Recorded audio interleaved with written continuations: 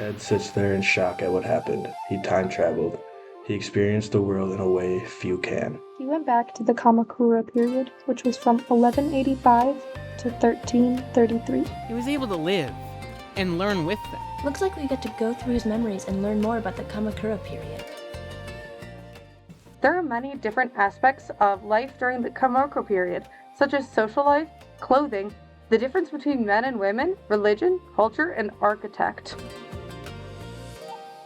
Kamakura culture was the beginning of the warrior class of people. Their martial arts that the people were capable of were held at the highest regard. The main social and political system that was followed in this time was federalism.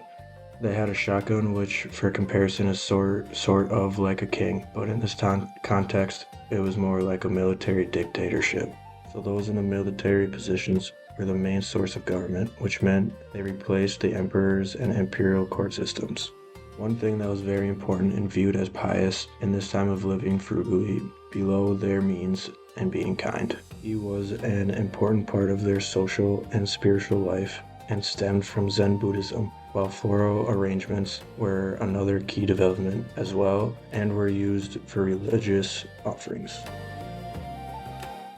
Both men and women wore a simple T-shaped undergarment called kasode. Samurai men wore it under their armor, while upper-class women wore it as a base layer for their 12-layer outfit called jinahote. In an act of practicality, samurai women often wore simpler robes with their kasode paired with hakama, a type of pants that allows more movement.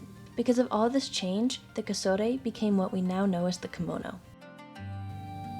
In this time, a man's role was determined by birth. Only 10% of men in Japan could be nobility, and if they were, they could be samurai or vassals to govern provinces and estates, while the other 90% of men in Japan were commoners, or part of the clergy. Commoners were farmers, artisans, and merchants, while those who were part of the clergy, Buddhist monks and Shinto priests, were teachers, advisors, and spiritual leaders. While men were born into their roles, women were too, but they had the chance to change their class and their fate depending on who they married, although this was rare. Samurai women were mainly in charge of managing the household as they were training and raising the heirs of the family line. Although they were strong and trained to fight while also being expected to defend their household, they still had very little rights. Their loyalty was to their husband's family at the end of the day. Noblewomen of the court were figureheads like their male counterparts. There was very old cultural tradition there, yet no power for the women involved. Commoner women worked alongside men. They, like samurai women, had power in the house. Nuns were a respected group alongside clergymen. Joining a convent was a path women could take to gain a small amount of autonomy.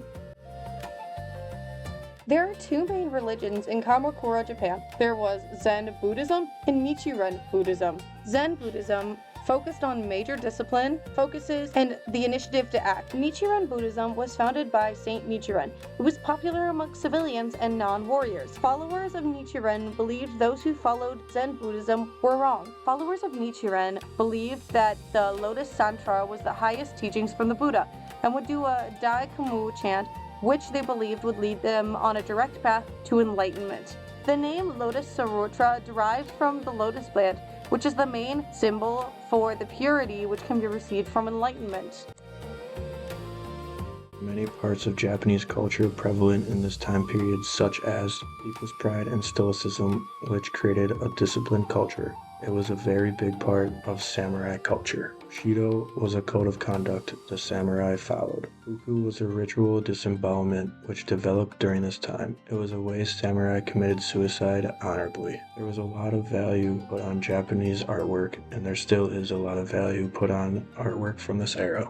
There are many religious developments from traditions to newer practices, like the tea ceremony previously mentioned.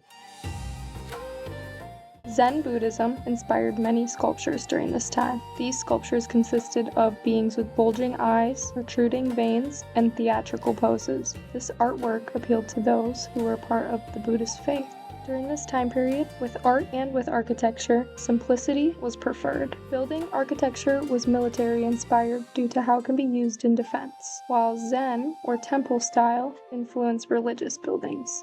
Zakuri style was popular during this time. These buildings were surrounded by narrow moats or stockades, which were for defense. These buildings were built for military families and were very similar to the homes of the aristocratic class. If I could go back, I would, but I wouldn't stay there.